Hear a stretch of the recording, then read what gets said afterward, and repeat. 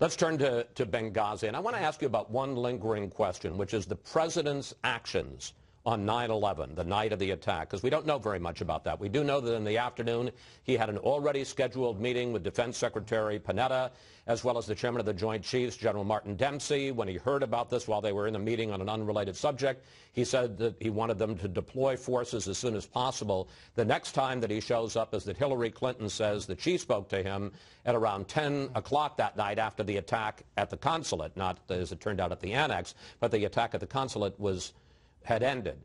Question, what did the president do the rest of that night to pursue Benghazi? Well, look, the president was kept up to date on this as it was happening throughout the entire night, from the moment it started until the very end. And because this is a horrible tragedy. These are people that he sent abroad whose lives are in risk, people who work for him. And I recognize that there's a series of conspiracy theories that Republicans have been spinning about this since the night it happened.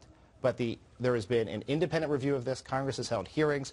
We provided 250,000 pages of 25,000 pages of documents up there. There have been 11 hearings, 20 staff briefings, and everyone has found the same thing. This is a tragedy. And so the question here is not what happened that night. The question is, what are we going to do to move forward and ensure that this doesn't happen again? That's why Congress should act on what the president called for earlier this week to pass legislation to allow us to actually implement all the recommendations of the Independent Accountability Review Board so we can protect our diplomats around the world, because when we send our diplomats off into far-flung places, there is an inherent level of risk. We should do what we can to mitigate that risk. But with due respect, you didn't answer my question. What did the president do that night? He was in constant touch that night with his national security team and kept up to date with the events as they were happening. Well, you say his national security team. He didn't talk to the Secretary of State, except for the one time when the first attack was over. He didn't talk to the Secretary of Defense.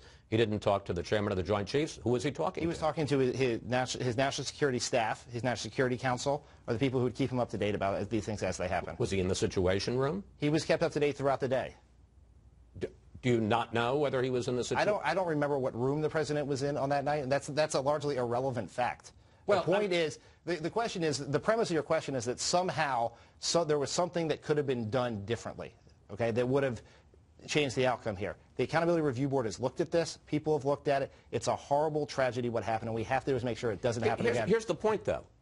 The ambassador goes missing. It ends up the first ambassador in more than 30 years is killed. 4 Americans, including the ambassador, are killed. Dozens of Americans are in jeopardy. The president at 4 o'clock in the afternoon says to the chairman of the Joint Chiefs, deploy forces. No forces are deployed. Where is he while all this is going on? This has been testified to by the... Well, no one knows where he was or how he was involved or who told him there were no forces. The suggestion of your question is that somehow the president allowed this to happen. I just want to know what the answer is. The assertions from Republicans here that somehow that the president allowed this to happen or didn't take action is offensive. It is absolutely it's offensive premise, and there's no evidence to support it. I'm simply asking a question. Where was he? What did he do? How did he respond?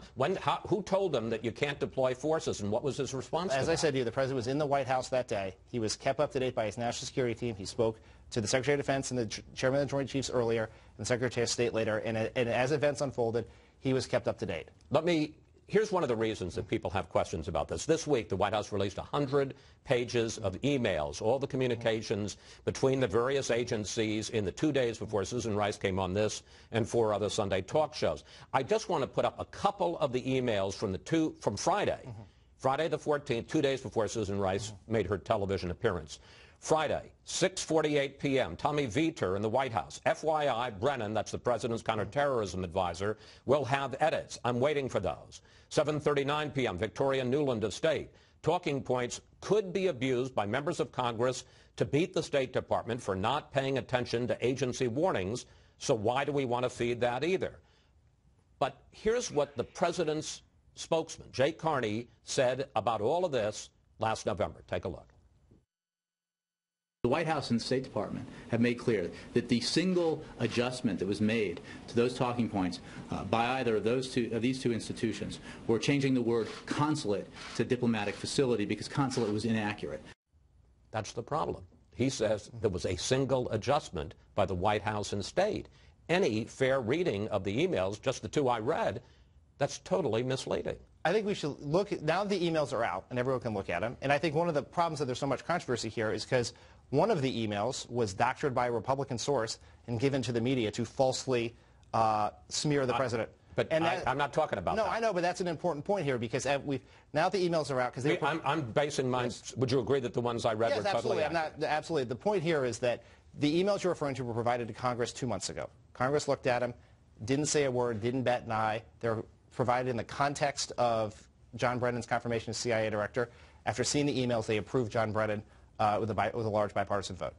So this has been looked at. There's no issue here. What is clear from these emails is 3 things that debunk all of the Republican conspiracy theories here. First, the idea that there was a protest is in every version of the talking points put forward, edited and written by the CIA. No, yes. No. They say the attack. I just read it this morning. They say the attack was inspired by the protests in Cairo. There's no mention of a protest against the video in any of the talking points. The idea that the point is that the argument here has been from the Republicans is that it had nothing to do with the protest, and that was somehow fabricated by the administration for political reasons. Is there a mention of a demonstration about the video in the talking points? There was a mention about that the inspiration is the protest video. Correct. But there's no demonstration against the video in Benghazi. The fact that happened is what a lot of people believe. Second thing in the talking points is that the references to terror and Al-Qaeda were removed not by the White House, not by the State Department, but by the CIA. Because, and this is why. The State Department was demanding that it be removed. This is the third thing that's clear from this, is that the motivation here was to try to get it right as best we could in a very challenging situation with changing information. And 2, to protect the integrity of the investigation. That is why it's done. In the actual email that was released, not the doctored version, the actual email, the White House involvement here is to say we have to protect the equities, particularly the investigation. Because that's what's important. We want to bring these people to justice. All right. And I do think, I will say, as it relates to the doctored email, the question for the Republicans is Congressman Issa and others going to be as interested in tracking down the Republican who doctored this email and released it as they are in investigating all these other things? I certainly hope they would be. We're going to agree to disagree on the emails. I have one last question for you because we're running out of time.